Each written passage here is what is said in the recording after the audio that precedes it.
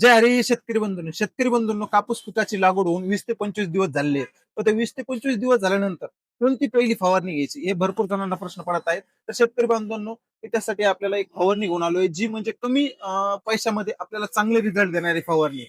तर शेतकरी बांधवांनो कापसाची लागवड वरून 20 ते 25 दिवस झाले की त्यावर आपल्याला मावा व तुडतुड्याचा याचा अटॅक बघायला पडतो. काही ठिकाणी कमी व काही ठिकाणी जास्त बघायला पडतो.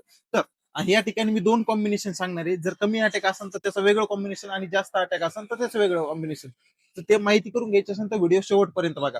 शेतकरी बांधवांनो ज्या ठिकाणी जर कमी अटॅक असेल त्या ठिकाणी आपल्याला काय करायचंय, थायमिथॉक्झॉम 30% मधलं कोणत्याही कंपनीचं असू द्या. मी आपण या ठिकाणी बुस्टरचं रिहान्स घेतलेलं आहे व नाटकोचं नॅट जेवल घेतलेलं आहे. हे 25 ml प्रति 15 लिटरच्या पंपासाठी घ्यायचंय.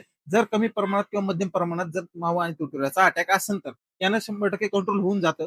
पण त्याच ठिकाणी जर जास्त अटॅक असेल तर आपल्याला युपीएलचं उलाला घ्यायचं. त्यामध्ये आपल्याला फ्लोनिकामाइड 50% WG फॉर्म्युलेशन बघायला भेटतं. याचं जे प्रमाण घ्यायचं आपल्याला 8 ग्रॅम प्रति 15 लिटरच्या पंपासाठी. याच्या वापराने तुमचा कसाही माव्याचा अटॅक असू द्या कव्हर होऊन जातो. त्यासोबत काय घ्यायचं, त्यासोबत आपल्याला सुरुवातीच्या काळामध्ये कपाशी पिकाची मुळ्यांची वाढ होणं गरजेचं असते. कारण मुळ्यांची वाढ झाली तर पीक चांगलं बहरदार होईल, त्याचं उत्पन्नही चांगलं येईल.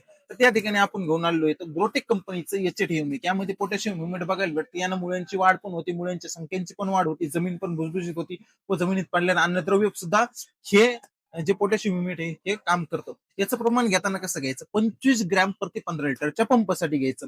त्यासोबत आपल्याला 19-19-19 हे वॉटर सोल्युबल खत घ्यायचंय 50 ग्रॅम प्रति 15 लिटरच्या पंपासाठी. याचं काम काय, हे बॅलन्स वॉटर सोल्युबल खत असल्यामुळे हे सुरुवातीच्या काळात जे नायट्रोजनची गरज आहे पिकाच्या वाढीसाठी, ते नायट्रोजन पिकाला लागून देण्याचं काम करतं. त्यामुळे आपल्या कापसाची वाढ चांगली होती. त्यासोबत रोगप्रतिकारक शक्तीही चांगली वाढती. तर त्यासोबत मुळ्यांची वाढ सुद्धा चांगली करून देण्याचं काम 19-19 घेतं. शेतकरी बांधवांनो जर कमी अटॅक असेल आपल्याला थायमिथॉक्झॉन 25 ml प्रति 15 लिटरसाठी, एचएट 25 ग्रॅम प्रति 15 लिटरसाठी आणि 19-19 50 ग्रॅम प्रति 15 लिटरच्या पंपासाठी असं घ्यायचं. जर जास्त अटॅक असेल तर उलाला हे 8 ग्रॅम प्रति 15 लिटरच्या पंपासाठी, एचएट हे 25 ग्रॅम प्रति 15 लिटरच्या पंपासाठी आणि 19-19 हे 50 ग्रॅम प्रति 15 लिटरच्या पंपासाठी. आणि जर तुम्ही यासोबत जर घेत असाल तर एक सिलिकॉन बेस्ड स्टिकर अवश्य घ्या. माझं तर प्रेफर आहे की तुम्ही घ्यायलाच पाहिजे, पण भरपूर शेतकरी बांधव घेत नाही. पण वातावरण बघून का होईना तुम्ही सिलिकॉन बेस्ड स्टिकर घ्या. सिलिकॉन बेस्ड स्टिकर घेताना 5 ml प्रति 15 लिटरच्या पंपासाठी आपण याचं प्रमाण घ्या. शेतकरी बांधवांनो भरपूर जणांचे मला कॉल येतात, प्रत्येकाचे कॉल मी रिसिव्ह करू शकत नाही. जर तुम्हाला दुकानाला येऊन भेट देणं होत असेल तर नक्की भेट द्या. आणि हे जर तुम्हाला औषध जर आपल्याकडून पाहिजे असेल तर आपल्या इथं श्री हरिकृष्ण सेवा केंद्र पुरुषोत्तम बाजार समितीच्या गेटच्या समोर बस स्टँड रोड मांडता येते उपलब्ध आहे. तुम्ही केव्हा पण येऊ शकता, केव्हा पण घेऊन जाऊ शकता.